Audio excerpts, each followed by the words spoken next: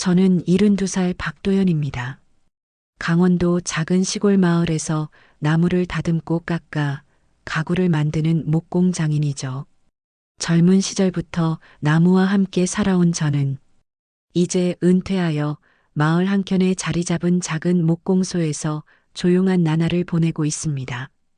아내와 사별한 지 15해가 흘렀네요. 그 후로는 딸 지은이 가끔 찾아오는 것 외에는 손에 밴 나무 냄새와 오래된 연장들만이 제 친구가 되었죠. 오늘도 아침 일찍 일어나 목공소로 향했습니다. 비록 더 이상 대형 가구점에 납품하진 않지만 취미로 작은 소품들을 만들고 있죠. 진한 커피 한 잔을 마시며 창밖을 바라보는데 낯선 자동차 한 대가 목공소 앞에 멈춰 섰습니다. 검은색 세단에서 내린 사람은 단정한 차림의 중년 여성이었죠.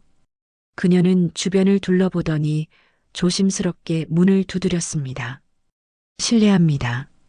박도연님 계신가요? 고개를 끄덕이며 자리에서 일어났습니다. 무슨 일로 찾아왔는지 궁금했지만 말수가 적은 제 성격 탓에 그저 바라보기만 했죠. 안녕하세요. 저는 윤미령이라고 합니다. 마을 폐교를 리모델링해서 문화센터로 만드는 프로젝트를 맡고 있는데 혹시 시간 좀 내주실 수 있을까요? 그녀의 목소리는 조용하면서도 단호했습니다. 나이는 60대 중반 정도로 보였고 흰 블라우스에 검은 바지를 입은 모습이 깔끔했죠. 무엇보다 그녀의 눈빛이 인상적이었습니다. 따뜻하면서도 지성이 느껴지는 눈빛이었으니까요. 문화센터라고요? 제가 짧게 물었습니다. 윤미령은 고개를 끄덕이며 자세히 설명해 주었습니다. 마을의 폐교를 리모델링해 지역 주민들을 위한 문화공간으로 만들 계획이라는 내용이었죠. 그 중에서도 목공 공방을 마련하고 싶은데 제가 강사로 참여해 줄 수 있는지를 물었습니다. 죄송합니다만 저는 이미 은퇴했습니다. 더 이상 사람들을 가르칠 생각은 없어요. 단호하게 거절했습니다. 그러나 윤미령은 물러서지 않았습니다. 그녀는 제가 만든 작은 나무 소품들을 바라보더니 자연스럽게 만져보았습니다. 그녀의 손길은 조심스러우면서도 나무의 결을 느끼는 듯했죠. 이런 아름다운 작품들을 혼자만 간직하기엔 너무 아깝지 않나요?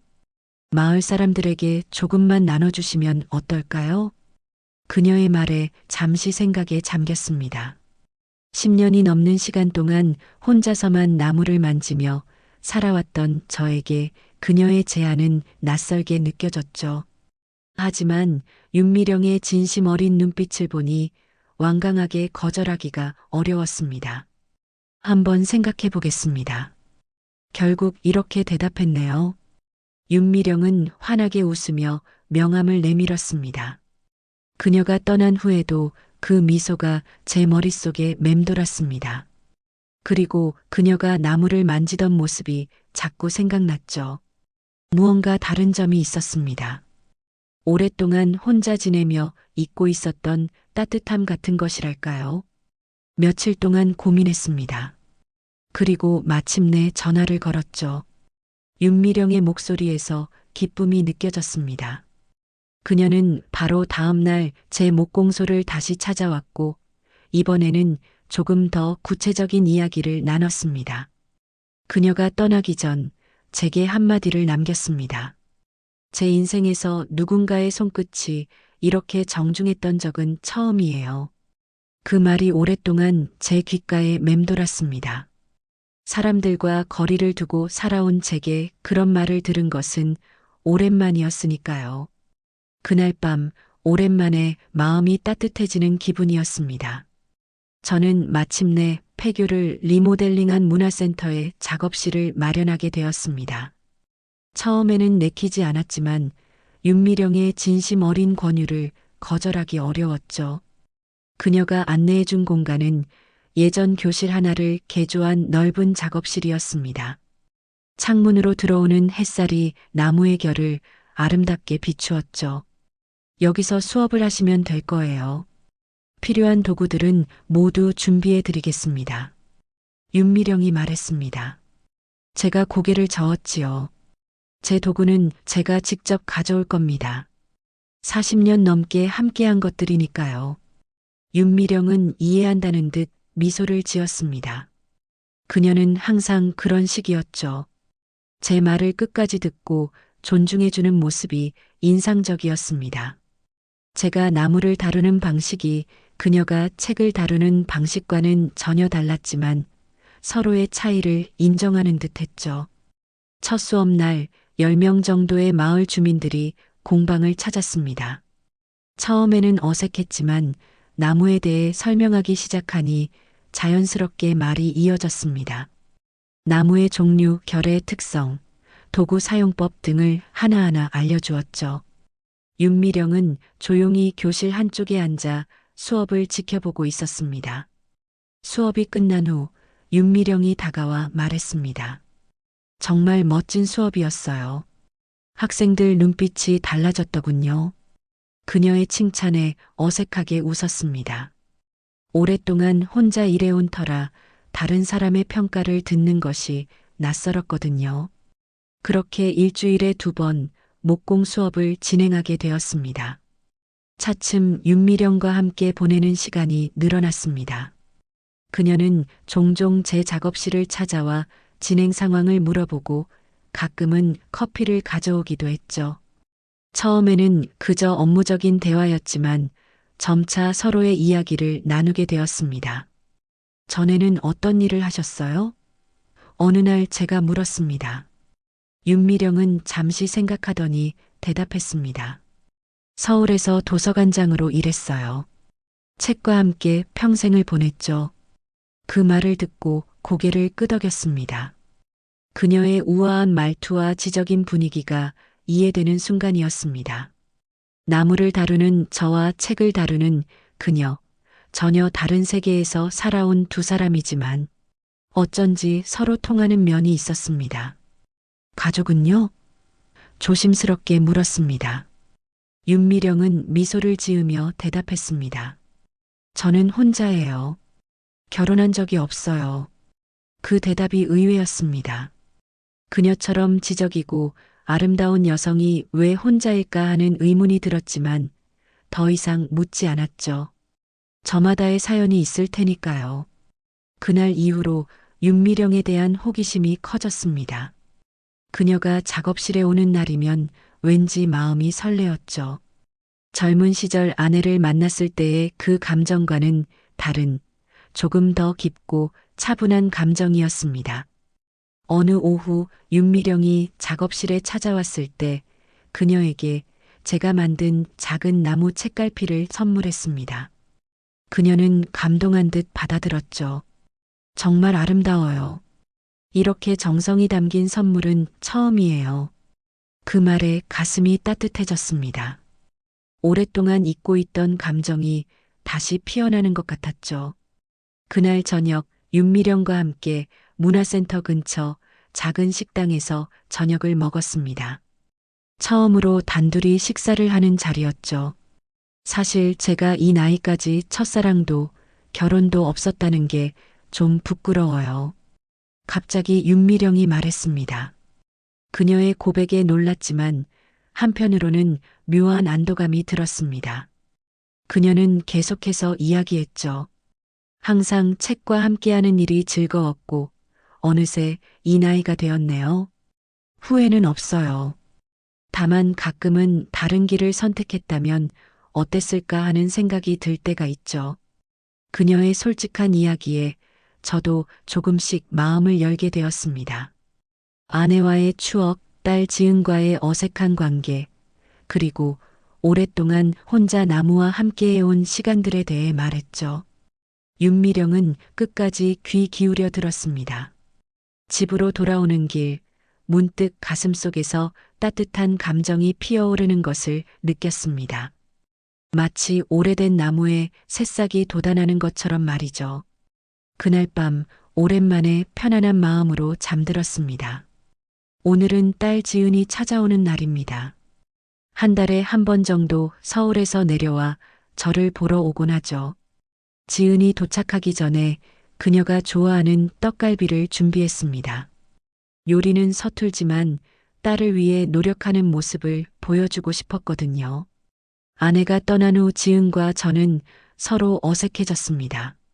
제가 말수가 적은 편이라 감정 표현을 잘하지 못했고, 지은도 바쁜 일상 속에서 저와 깊은 대화를 나누지 못했죠. 현관문 벨이 울렸습니다. 지은이 들어오며 인사를 건넸습니다. 36살이 된 딸은 어느새 나이든 직장 여성의 모습이었습니다. 아내를 닮아 단정하면서도 부드러운 인상이죠. 아버지, 잘 계셨어요? 지은이 물었습니다. 그럼 잘 지냈다. 너는? 짧게 대답했습니다. 지은은 가방을 내려놓고 주변을 둘러보더니 눈에 띄게 놀란 표정을 지었습니다. 저는 그제야 목공소 한쪽에 놓인 새 작품들이 눈에 들어왔습니다. 문화센터 수업을 위해 만든 작은 소품들이었죠. 아버지, 이게 다 뭐예요? 요즘 작업을 많이 하시나 봐요? 응, 요즘 근처 문화센터에서 수업을 좀 맡게 됐어. 평소와 다름없이 짧게 대답했습니다. 식사를 하며 지은에게 문화센터 이야기를 했습니다. 윤미령에 대한 이야기도 자연스럽게 나왔죠. 처음에는 별 반응이 없던 지은의 얼굴이 점차 굳어가는 것을 느꼈습니다. 그래서 그 윤미령이라는 분과 자주 만나세요? 지은의 목소리에 경계심이 느껴졌습니다. 일주일에 2번 정도. 문화센터 일로 만나는 거야. 변명하듯 말했습니다. 지은은 잠시 침묵하더니 갑자기 말했습니다. 아버지, 혹시 그분이랑 특별한 관계인가요? 질문에 당황했습니다. 윤미령과의 관계를 어떻게 설명해야 할지 몰랐죠. 그저 동료 이상의 감정이 있다는 걸 부정할 수 없었습니다. 그냥 같이 일하는 사이야. 얼버무리듯 대답했습니다. 어머니가 돌아가신 지 15해나 됐으니 아버지가 누군가를 만나는 건 이해해요. 하지만 지은의 말끝이 흐려졌습니다. 그녀의 눈에 맺힌 눈물이 보였습니다. 무슨 말을 하려는 건지 알 것 같았지만 저는 그저 기다렸습니다. 제가 어머니 돌아가신 후에 아버지한테 더 다가가지 못한 게 미안해요. 하지만 아버지도 항상 그렇게 나무처럼 굳어 계셔서 어떻게 다가가야 할지 몰랐어요. 지은이 결국 눈물을 터뜨렸습니다. 그 말에 가슴이 아팠습니다. 그동안 제가 얼마나 굳어 있었는지, 딸을 얼마나 멀리 밀어내고 있었는지 깨달았습니다. 아내가 떠난 후 제 마음도 함께 굳어버렸던 것 같았죠. 지은아, 미안하다. 오랜만에 진심을 담아 말했습니다. 아버지가 표현을 잘 못해서 그랬어. 지은은 눈물을 닦으며 고개를 저었습니다. 이제 와서 아버지가 누군가와 행복해지는 모습을 보는 게 어색해요. 그 윤미령이라는 분이 어떤 분인지도 모르고요. 그날 저녁 지은은 평소보다 일찍 돌아갔습니다. 제 마음은 무거웠죠. 딸과의 관계, 윤미령과의 관계, 모든 것이 복잡하게 얽혀 있었습니다. 다음 날 문화센터에서 윤미령을 만났을 때 평소와 달리 말수가 적었습니다. 그녀는 금방 알아차렸죠. 무슨 일 있으세요? 윤미령이 물었습니다. 어제 딸이 왔었어요. 짧게 대답했습니다. 윤미령은 깊이 이해하는 눈빛으로 바라보았습니다. 딸분이 저희 관계를 걱정하나 봐요. 고개를 끄덕였습니다. 말하지 않아도 그녀는 이미 상황을 짐작한 듯 했습니다. 그런 윤미령의 모습에 마음이 놓였지만 한편으로는 더 복잡해졌습니다. 시간이 필요할 거예요. 갑자기 낯선 사람이 아버지 곁에 나타났으니까요. 윤미령이 말했습니다. 그날 오후 수업이 끝나고 윤미령과 헤어진 후 집으로 돌아가는 길에 전화를 받았습니다. 윤미령의 목소리였습니다. 도연 씨, 오늘 지은 씨를 만났어요. 놀란 마음을 진정시키며 물었습니다. 지은이를 만났다고요? 어떻게요? 제가 연락드렸어요. 아버지와 딸 사이에서 오해가 있으면 안 될 것 같아서요. 윤미령의 말에 가슴이 뭉클해졌습니다.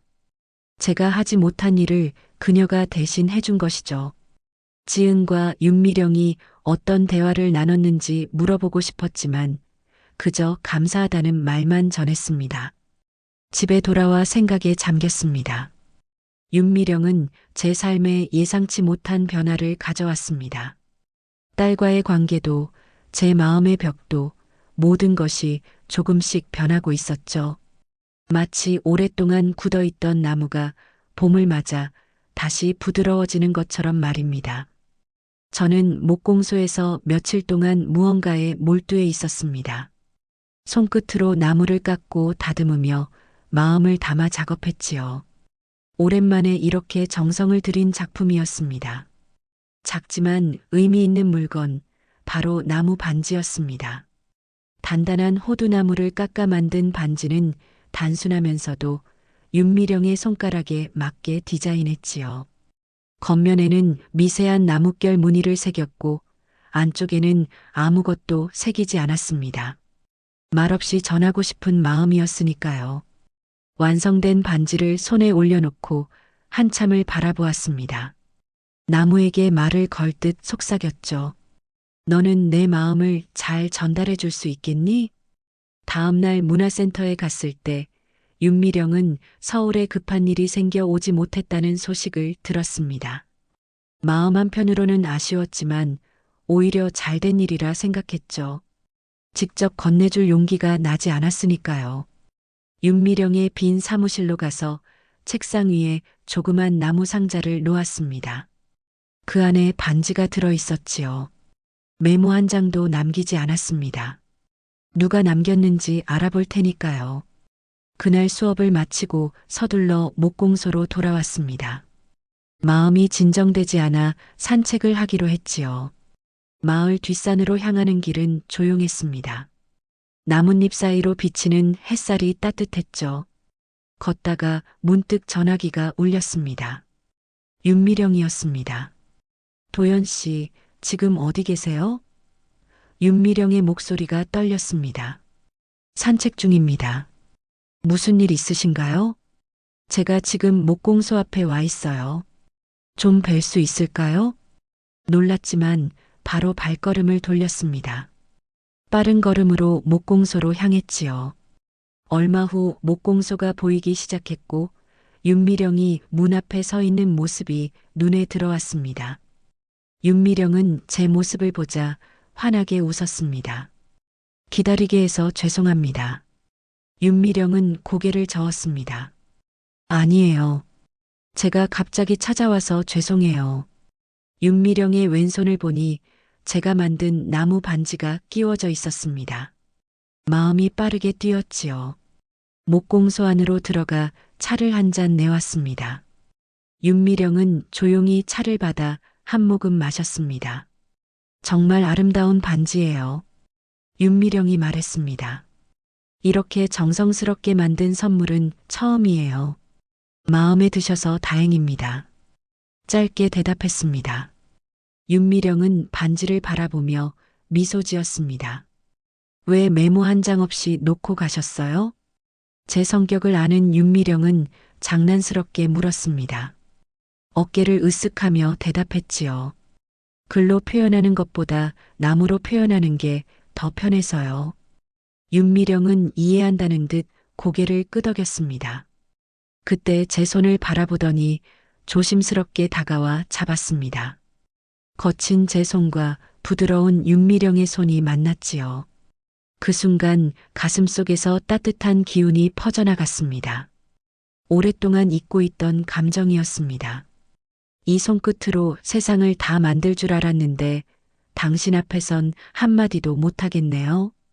용기를 내어 말했습니다. 윤미령의 눈에 눈물이 고였습니다.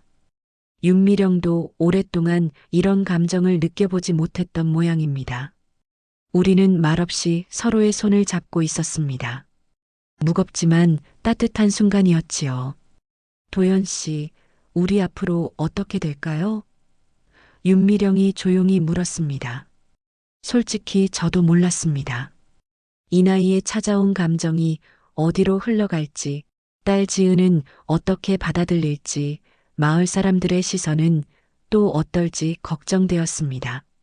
하지만 한 가지 확실한 것은 윤미령과 함께 있을 때 제 마음이 편안하다는 사실이었습니다. 하루하루 지켜봐야겠지요. 지금처럼요. 윤미령은 고개를 끄덕였습니다. 윤미령도 같은 마음인 것 같았습니다. 우리는 그렇게 손을 잡은 채 창밖으로 보이는 석양을 바라보았습니다. 주황빛 햇살이 목공소 안을 따뜻하게 비추었지요.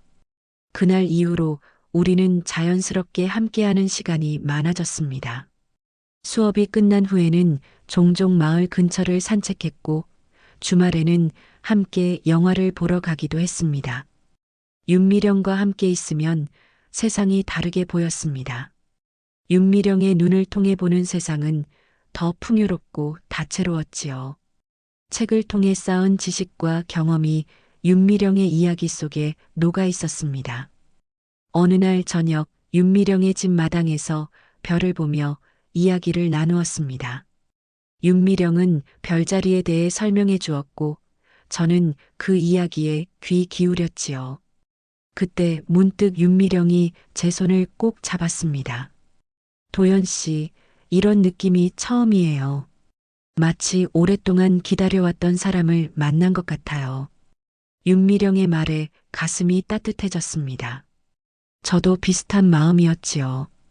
아내와의 사랑과는 다른, 더 깊고 차분한 감정이었습니다.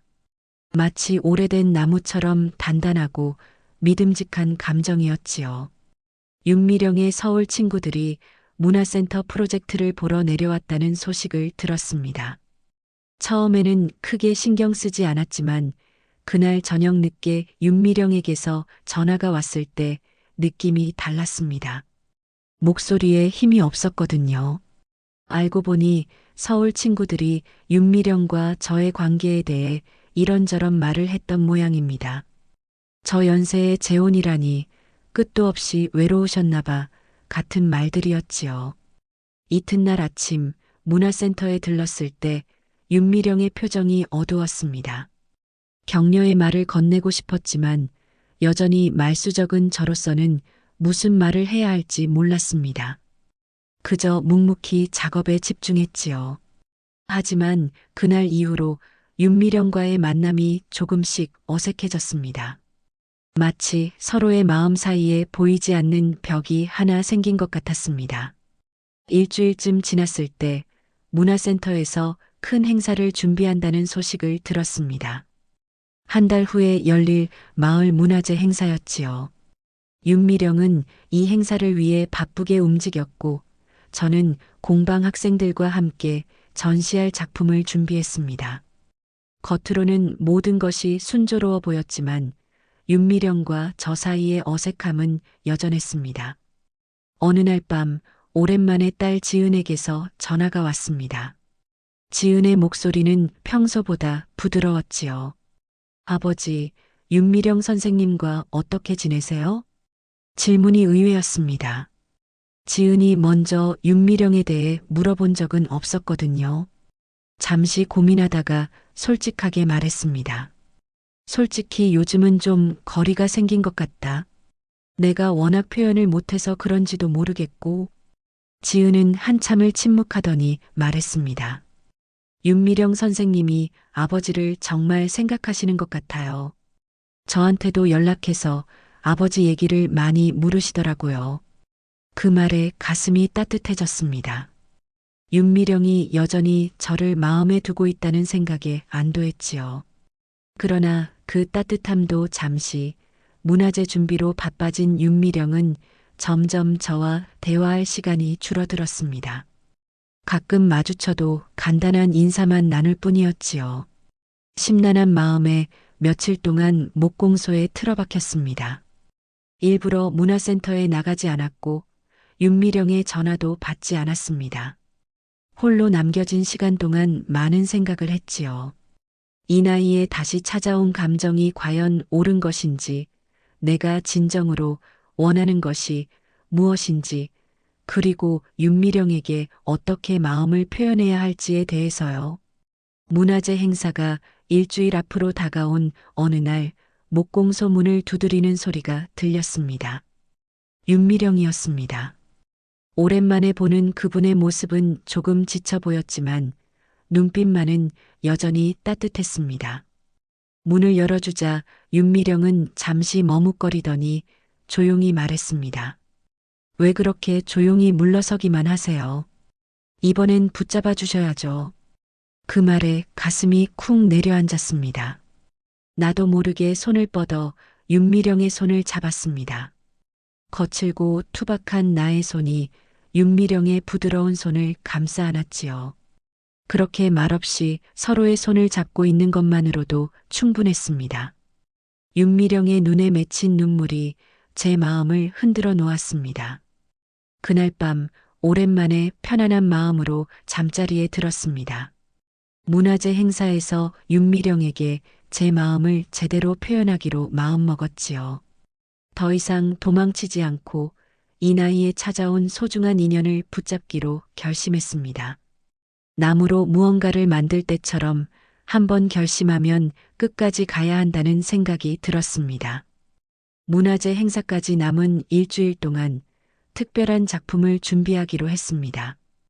윤미령에게 저의 진심을 보여줄 수 있는 작품을요. 문화재 행사일이 밝았습니다. 하늘은 맑았고 바람은 시원했지요.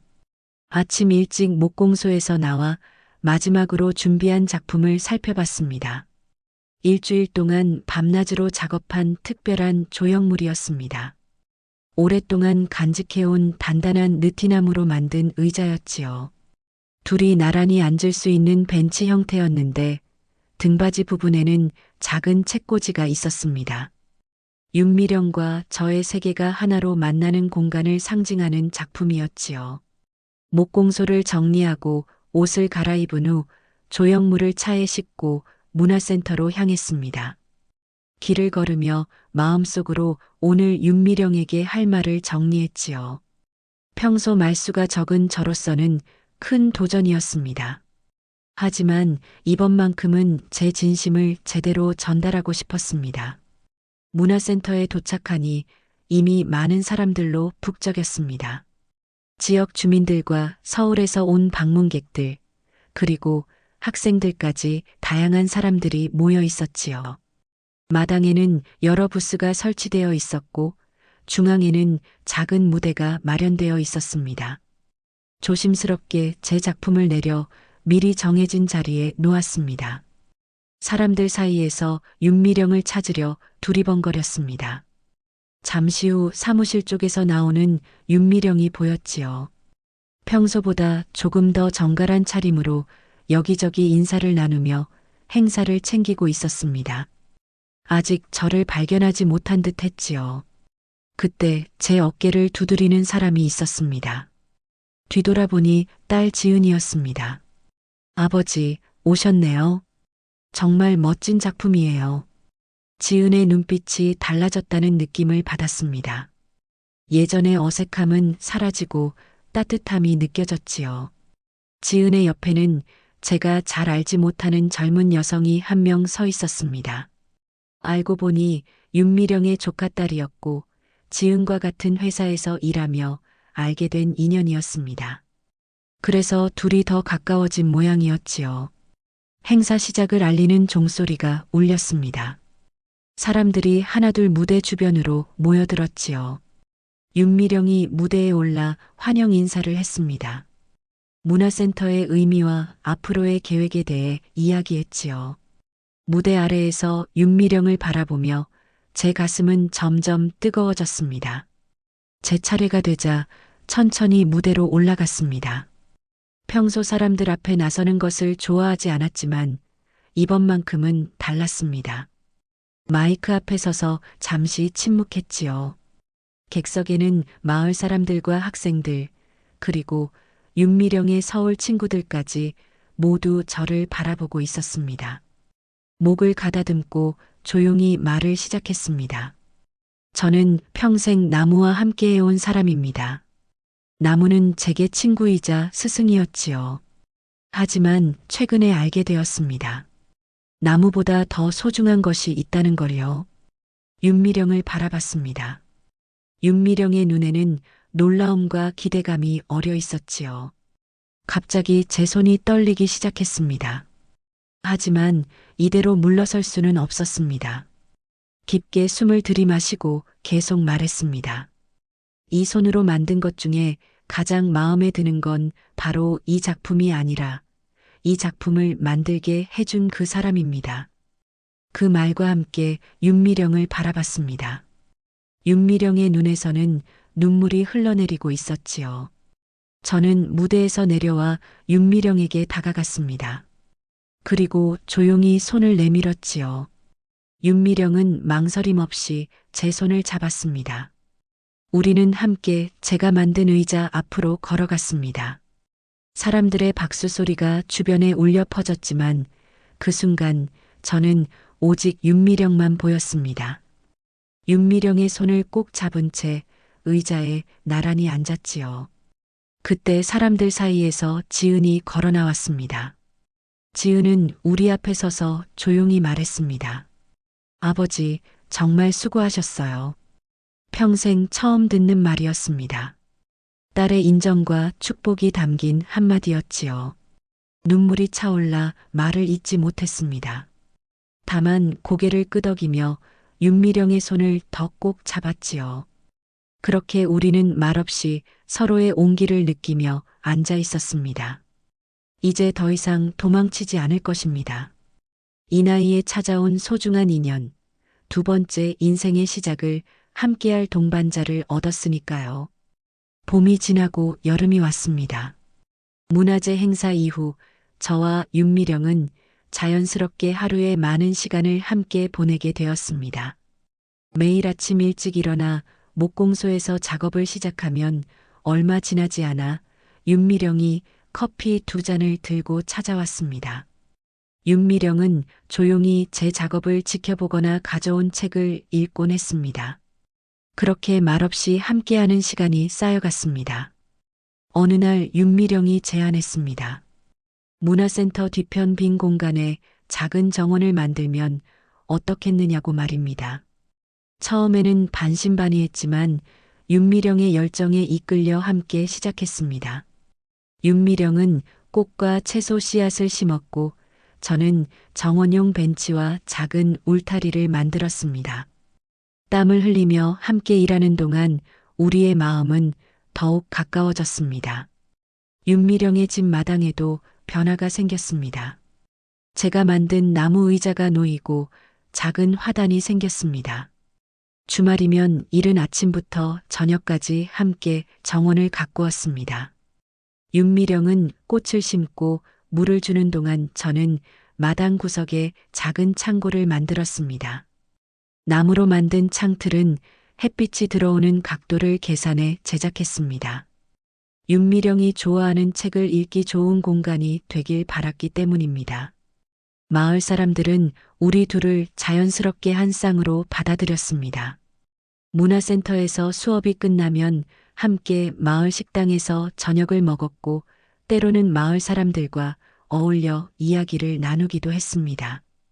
제 성격상 여전히 말은 적었지만 윤미령 덕분에 사람들과의 관계가 조금씩 넓어지는 것을 느꼈습니다. 윤미령의 영향으로 책도 읽기 시작했습니다. 처음에는 목공 관련 책이었지만 점차 소설과 시집으로 범위가 넓어졌습니다.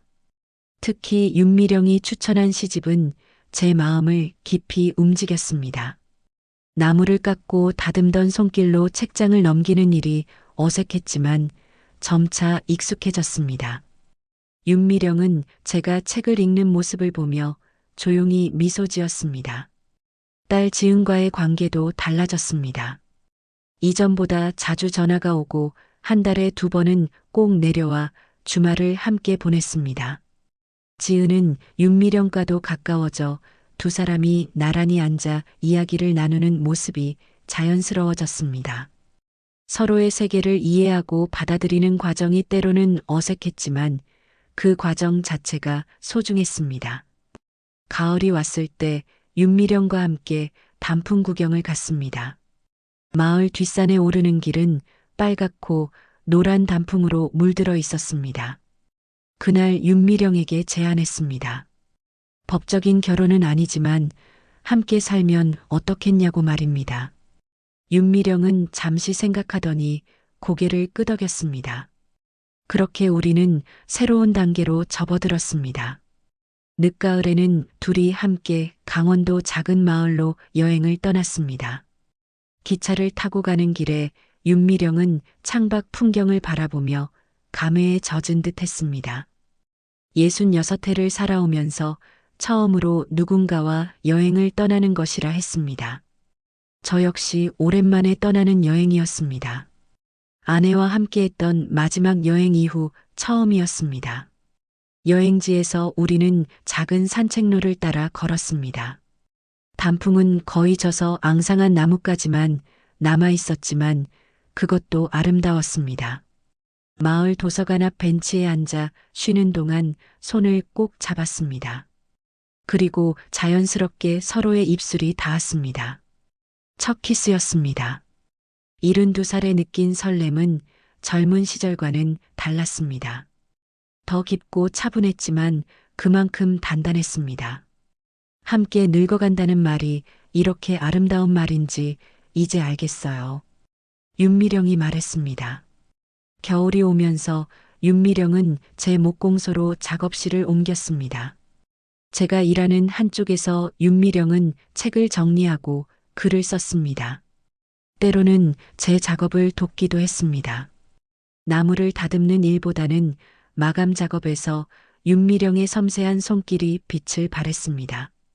밤이면 난로 앞에 나란히 앉아 차를 마시며 하루를 마무리했습니다. 말은 많지 않았지만 편안한 침묵 속에서 서로의 존재를 느꼈습니다. 문화센터에서는 함께 만든 정원이 겨울을 준비했습니다. 저는 식물들을 보호할 나무 상자를 만들고 윤미령은 정원을 정리했습니다. 우리의 손길이 닿지 않은 곳이 없었습니다. 그렇게 첫 겨울을 준비하며 내년 봄을 기약했습니다. 시간은 강물처럼 흘러 벌써 2해가 지났습니다. 저와 윤미령은 마을에서 공방 부부로 불리며 함께 살아가게 되었지요. 법적인 혼인 신고는 하지 않았지만 마음으로는 진작에 하나가 된 사이였습니다. 사계절이 2번 바뀌는 동안 우리의 일상은 깊은 안정감을 찾았지요. 문화센터는 이제 마을의 자랑거리가 되었고 제 목공 수업을 듣기 위해 이웃 마을에서도 사람들이 찾아왔습니다. 저희가 함께 만든 정원은 사계절의 변화를 고스란히 담아내며 마을 사람들의 쉼터가 되었지요. 윤미령은 예전보다 더 활기차 보였습니다. 책을 통해서만 세상을 바라보던 시간에서 벗어나 이제는 직접 손으로 만지고 가꾸며 살아가는 법을 배웠다고 했습니다. 저 역시 변화했지요. 나무에만 몰두하던 제 세계가 넓어졌습니다. 윤미령과 함께 읽은 책들, 나눈 대화들, 여행했던 추억들이 제 안에 새로운 세계를 만들어냈지요. 늦은 나이에 찾아온 사랑이 우리 모두를 변화시켰습니다. 오늘은 특별한 손님이 찾아오는 날이었지요. 지은이 아이와 함께 오기로 한 것입니다. 지은의 아들 민수는 이제 7살이 되었습니다. 활발한 성격의 민수는 제 목공소를 좋아했지요. 제가 나무를 깎는 모습을 신기한 눈으로 바라보곤 했습니다. 아침부터 분주히 준비했지요. 윤미령은 정성스럽게 음식을 준비했고 저는 민수를 위해 작은 목마를 깎았습니다. 오래전 지은이 어렸을 때 만들어 주었던 것과 비슷한 모양이었지요. 그때는 미처 다 표현하지 못했던 마음을 이번에는 더 정성껏 담았습니다. 정오가 되자 지은의 차가 목공소 앞에 멈췄습니다. 반가운 마음에 저와 윤미령이 함께 마중 나갔지요. 차에서 내린 민수가 곧바로 달려와 제 다리를 끌어안았습니다. 할아버지 보고 싶었어요. 민수의 순수한 눈빛과 맑은 목소리에 가슴이 따뜻해졌습니다. 지은도 윤미령을 보자 환하게 웃으며 인사했지요. 목공소로 들어와 함께 식사를 하며 서로의 근황을 나눴습니다. 민수는 제가 만든 목마를 보고 기뻐하며 마당을 뛰어다녔지요. 식사 후 민수가 문득 윤미령에게 다가가 물었습니다. 할머니인가요? 순간 모두 말을 잃었지요. 지은이 당황한 표정으로 민수를 바라봤습니다. 하지만 윤미령은 천천히 고개를 끄덕였지요. 그래도 될까? 작은 할머니라고 불러주면 좋겠구나. 그 말에 민수가 환하게 웃으며 고개를 끄덕였습니다. 그렇게 윤미령은 작은 할머니가 되었고 우리는 새로운 가족이 되었지요. 지은의 눈가에도 눈물이 고였습니다. 오랫동안 채우지 못했던 가족의 빈자리가 조금씩 메워지는 느낌이었습니다. 며칠 후 윤미령과 함께 강원도 작은 기차역으로 향했습니다. 오랫동안 계획했던 여행이었지요. 기차를 타고 동해안을 따라 남쪽으로 내려가는 여정이었습니다. 창밖으로 펼쳐지는 바다와 산의 풍경은 그 자체로 그림 같았지요. 기차 안에서 윤미령의 손을 잡으며 문득 물었습니다. 이제는 나무보다 당신이 더 좋아요. 윤미령은 부드럽게 웃으며 제 손을 꼭 쥐었습니다. 저도요. 책보다 도연 씨가 더 좋아요. 평생을 나무와 함께한 저와 책과 함께한 윤미령이 서로에게 건넨 가장 큰 고백이었지요.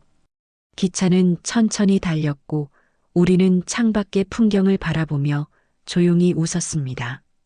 여행에서 돌아온 후 목공소 옆에 작은 서재를 만들었습니다. 윤미령의 책들을 위한 공간이었지요. 창문으로 들어오는 햇살이 책장을 비추는 모습이 아름다웠습니다. 윤미령은 그곳에서 마을 아이들에게 책을 읽어주기 시작했고 저는 옆에서 조용히 목공 작업을 이어갔지요.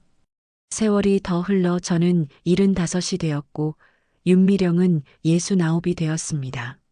나이가 들수록 더욱 소중해지는 것은 함께하는 시간이었지요. 아침에 눈을 뜨면 옆에 윤미령이 있고 밤에 잠들 때도 옆에 윤미령이 있는 그 평범한 일상이 가장 큰 행복이었습니다. 어느 저녁 윤미령에게 마음속 깊은 곳에서 우러나오는 말을 건넸습니다. 내 인생이 아무것도 남기지 못할 줄 알았는데 당신이 있어 나무가 된 것 같아요. 그것이 제 마음을 가장 잘 표현하는 말이었습니다. 제 인생은 윤미령을 만나 비로소 단단한 뿌리를 내리고 새로운 가지를 뻗게 되었지요. 책과 나무가 만나 이루어낸 우리만의 작은 숲이 생긴 것입니다. 둘이 함께 만든 공간에서 주민들과 아이들이 찾아와 웃음꽃을 피우는 모습을 보며 우리는 깊은 보람을 느꼈습니다. 이제 저는 목공소와 문화센터를 오가며 제 기술을 젊은이들에게 전수하고 있습니다. 윤미령은 마을 도서관에서 독서 모임을 이끌며 지역 문화의 중심이 되었지요. 우리는 각자의 자리에서 의미 있는 일을 하며 함께 늙어가고 있습니다. 가끔은 몸이 예전 같지 않아 힘들 때도 있지만 서로가 있어 든든합니다. 다음 이야기에서 또 다른 감동으로 찾아뵙겠습니다. 오늘도 함께 해주셔서 감사합니다.